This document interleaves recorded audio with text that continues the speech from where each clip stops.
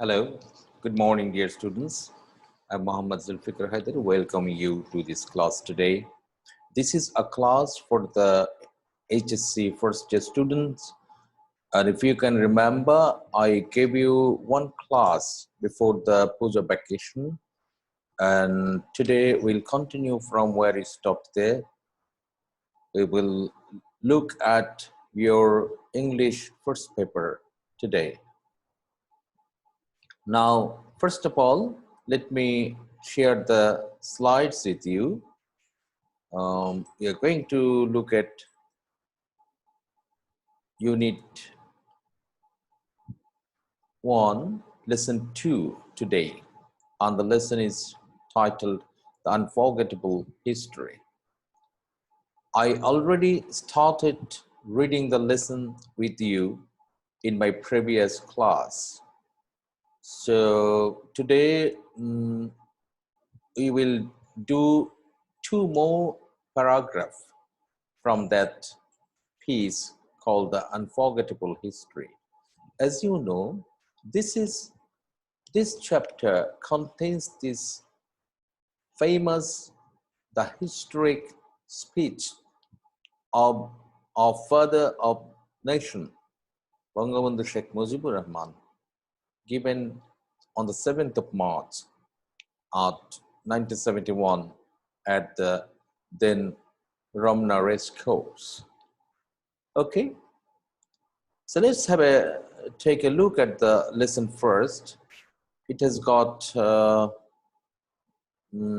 number of paragraphs, and we did two. And Bangabondhu started his speech giving a background, an overview of the political situation prevailing in the country. And so he gives a clear and extended account of the historical events, particularly the events that actually were deliberately, imposed or done by the Pakistani rulers to suppress and oppress the people of this part of Bengal, known as the East Bengal, now Bangladesh.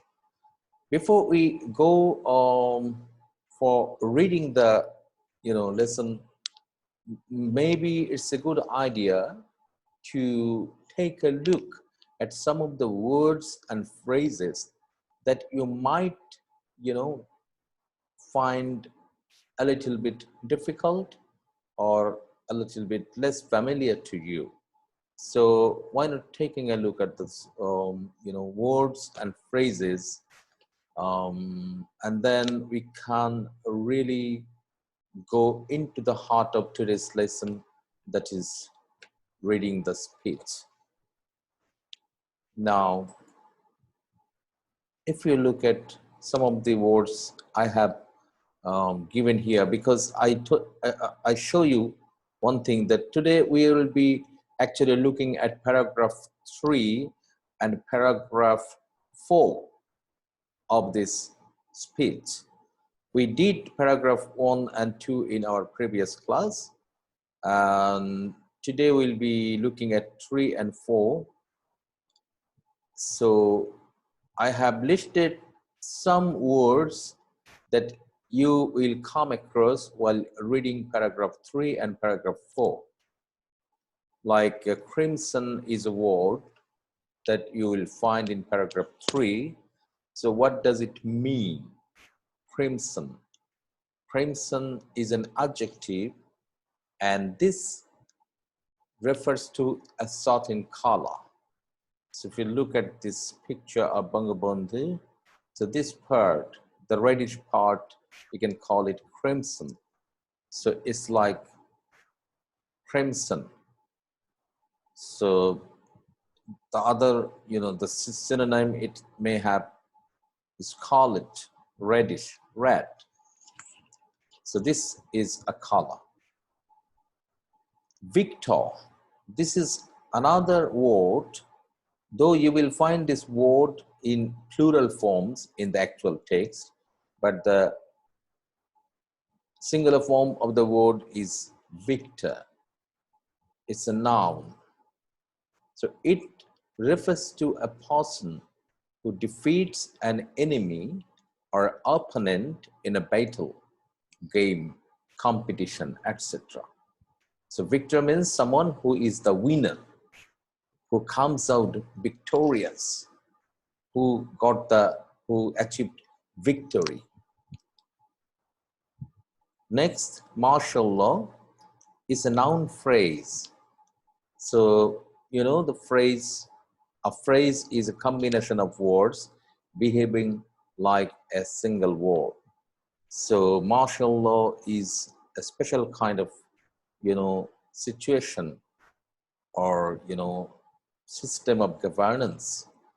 So this refers to rule by the military authority. Then we'll see some more words like to enslave. You see, sometimes if you change the part of speech of a word, it becomes a little bit less familiar, because I'm sure that you all are familiar with the word slave. Slave. So from this word, slave is a noun. So the verb to make someone slave or to sell someone into slavery, to make someone as a to subordinate to someone, to subjugate. So all these things mean to enslave, slave, enslave, to make someone behave or act like slaves, or treat someone like slaves. So it's enslave. The other word is to launch. To launch. To introduce is a verb. It means to introduce a new product or policy to the public. So introduce a new product or policy to public.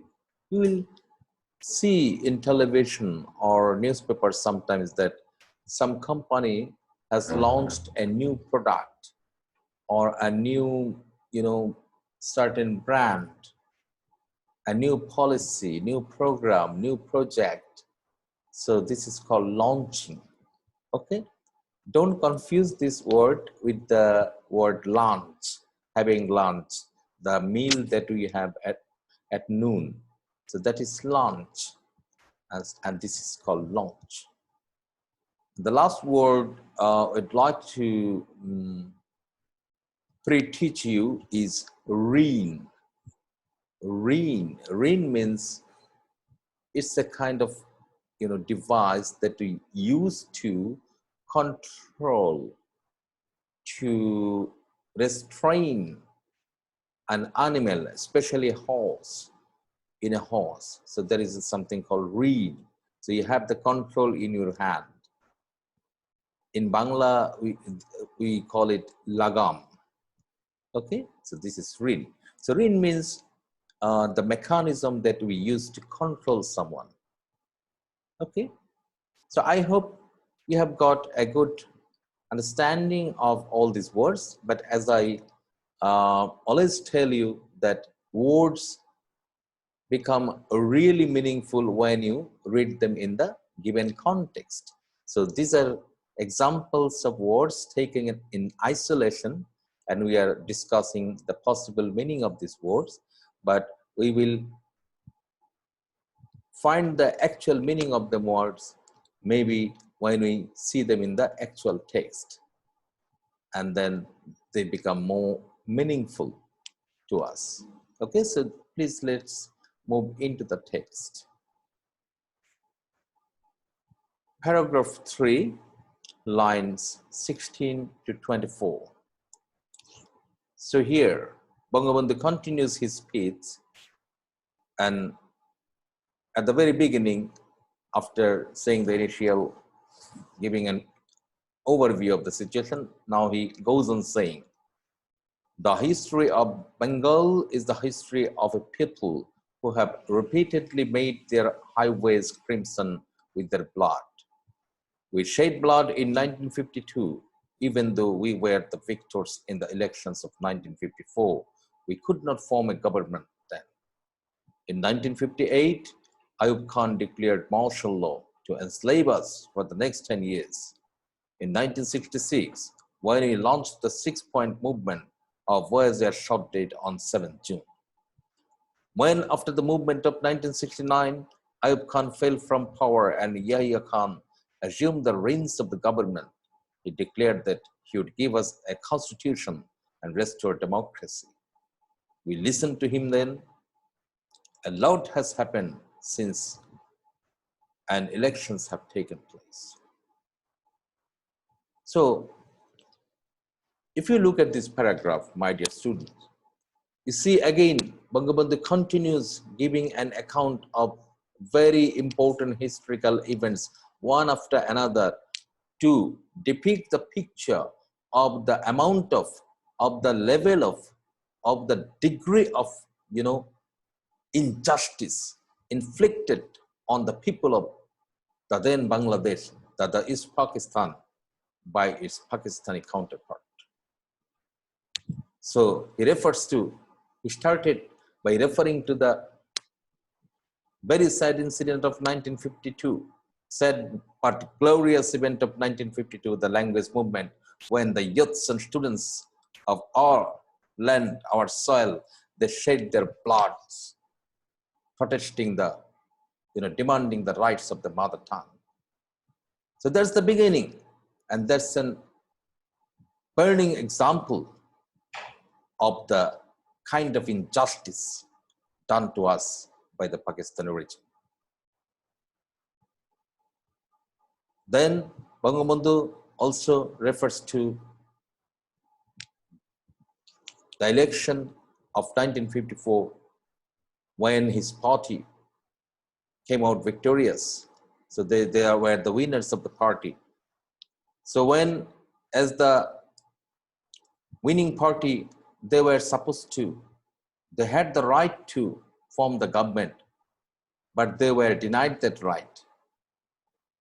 They were deprived of their right to form the government.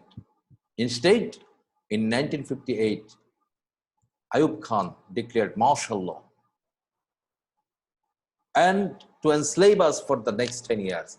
And for the next 10 years, these people, by dint of this martial law, kept the people of our part of Pakistan as slaves. They enslaved us.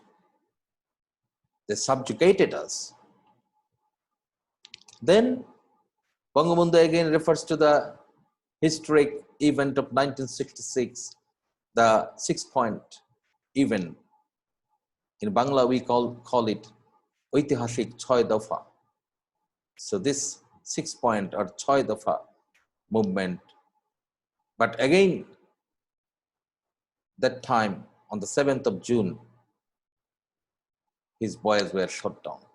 Our youths were shot down by the Pakistani rulers. When after the movement of 1969, now 1969 again, Bangabondhu is referring to this huge mass upsurge of 1969. Mass upsurge. In Bangla, it is known as Gano Obhuthan. Gano Obhuthan, 1969. You might have heard of this Unotturir Gano Obhuthan. So this is what Bangabondhu was referring to. So when after the movement of 1969, Ayub Khan fell from the power. So after that movement, Ayub Khan was, forced to step down from power. But Yahya Khan assumed the reins of the government. So he took charge of the government, and he declared that he would give us a constitution and restore democracy. So he promised that, okay, we will give you democracy.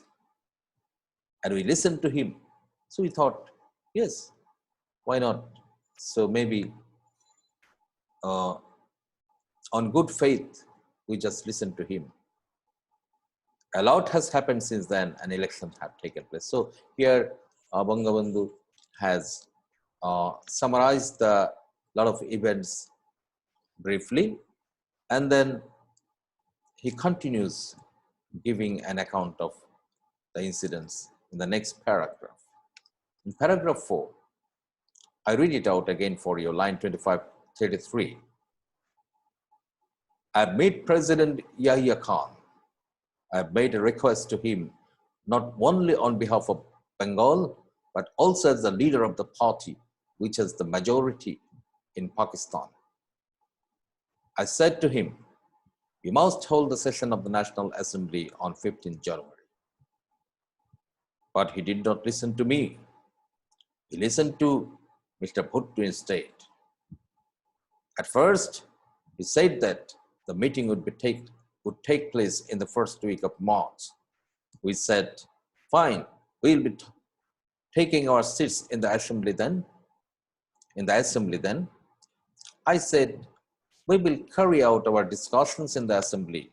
I went so far as to say that if anyone come up with an offer that was just, even though we were in the majority, we will agree to that offer.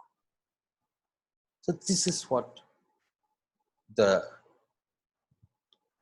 historic background given by the Bangabondhu to the people, the millions of people who gathered in that historic Ramna Racecourse on that day of 7th of March 1971. So again, Bangabondhu was talking about this, his proposed meeting with President Yahya Khan. No, actually he met the President Yahya Khan. So he said, I have met President Yahya Khan. So it was not a proposal. So he met him. And then what happened? The outcome of the meeting, he said, I have made a request to him. So meeting Yahya Khan, President Yahya Khan, Bangabondhu requested him. And why did he request?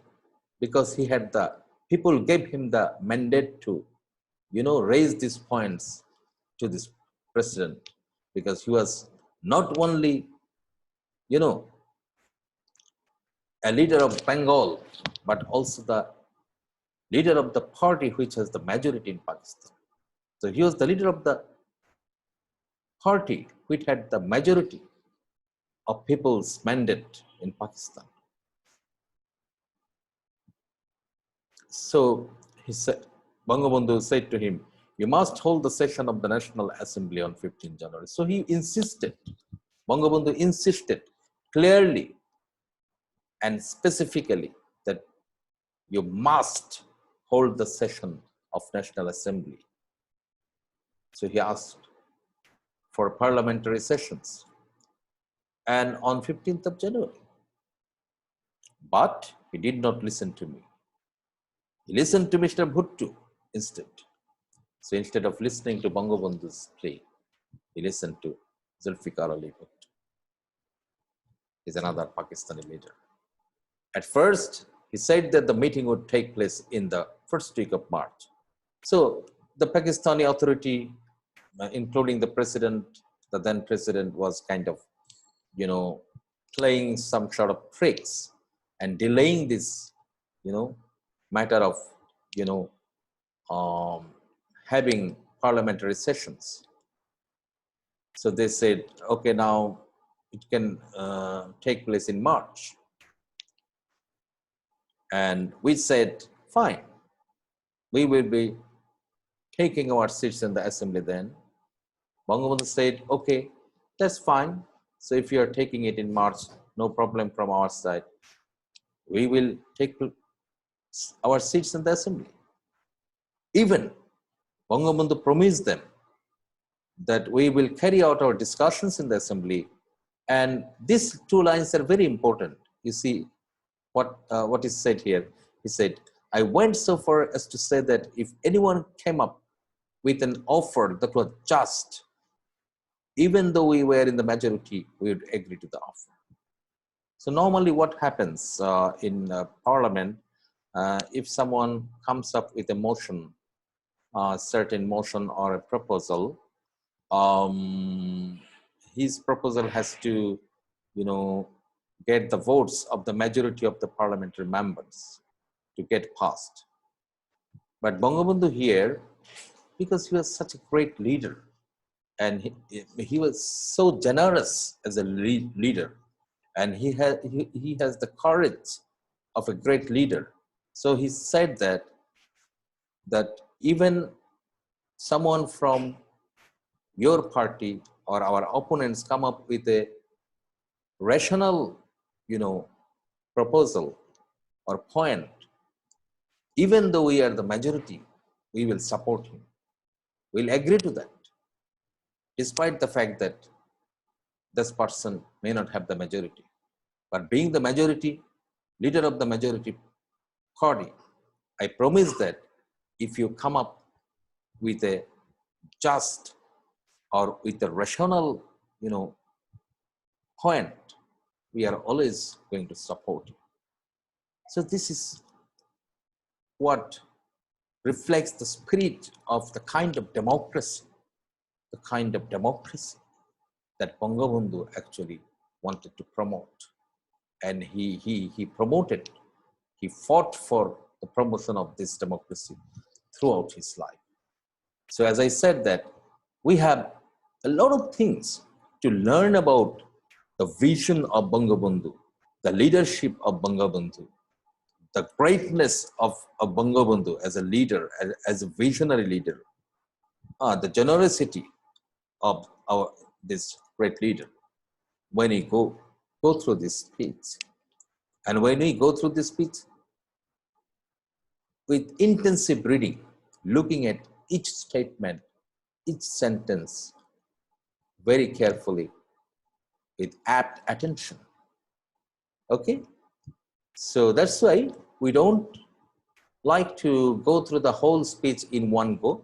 So every lesson will go by one or two paragraphs, looking at the kind of language being used, the words used there, because the original speech was given in Bangla, and the speech here we read is translated by our respected teacher, veteran English language expert, Dr. Fakrul Alam sir. And so this translation is also worth reading. So I would always request you, my students, so please, when at home, try to read this speech by yourself. Try to read them again and again, giving your attention to the language, to the content, to the points raised by Bangabandhu, and to the kind of understanding that you have. Try to develop your understanding of the speech. The more you read, the more you know. Okay. So we would like to stop here with these two paragraphs from the speech, and on the basis of our reading of these two paragraphs, I have devised a small home task for you. So until the next class, I hope that you will try to do this home task. So the task look like this. So this is just a table. So if you can draw a table in your khata, you don't have to do the task here on the computer or in any digital device. You just follow this table. So you just draw a table like this, or a grid like this in your khata. So there could be two columns, one column showing the years and dates, and the other column showing with the heading historical events mentioned in the speech. So this task is based on only paragraph 3. So in paragraph 3, if you can go to paragraph 3, you may see that there are many dates and years mentioned by Bangabandhu: 1952, 1954, 1958, 1966, 1969. So all these years, 7 June of 1966. So all these years and dates, they had enormous significance in the history, in shaping the history of Bangladesh. So your job is to read the paragraph 3 once again and fill in this, complete this grid. Some of the events, so what happened in 1952? In order to support you, in order to help you, some of the events have already been given by me, but your job is to write these things here, those which have been left, incomplete or blank for you. So for example, 1952, what happened? So Bangabondhu was talking about the shedding of blood in the language movement. So he said that this story of deprivation is a long one, because it started since maybe 1952, when they shoot our youths, and uh, who demanded the rights of their mother tongue. Okay, protesting the declaration of making Urdu as a state language. So you know the history. So this is how, again, what happened in 1958 in the as Bangabondhu mentioned in his speech, he was talking about the imposition of martial law by the then President Ayub Khan. Okay, so is it the right what he said about? Just let me check. 1958 declared martial law by Ayub Khan. So in this way, you look at the other 3 other years, and also say right here what happened. This is a small task. It will take you 5 minutes. Maybe reading of the text will take you another 5 minutes. So this is how you do it. You do it on in your khata or in your notebook, and you can share it with one of your friends or your fellow student, your classmate, if you know them, or not. If you do not know any of them, you can send them. Once you complete it, you can just use your cell phone to take a photo of the things that you have done, and you can send it to me as well. Just below this video, you'll see a comment box. So you can write where you write your roll numbers, and where you write your name, where you ask your question, you write your questions, you write your suggestions, you write your comments. So there you can also upload your answers, the small photo of your answers. This is a small task. Do it. Remember, this is not a test. This is not a test. This is just a practice activity for you. So that you can do better. You have a better grasp on your reading. Okay, so we'd like to stop here today. Thanks for being with me. Thanks for following the lesson, and hope to see you again. Maybe next week with another class, and we are trying to finish, unit 1 soon, by the end of this month maybe. And then we'll go for a small practice test again, maybe a model test. But don't worry, these are going to be very easy and very useful things for us, because I think you are all staying home at this COVID-19 situation. So maybe one good idea would be to engage you in doing as much as we can, task from using our textbook, so which will help us in the long run. Thanks. So take care until the next class. So goodbye.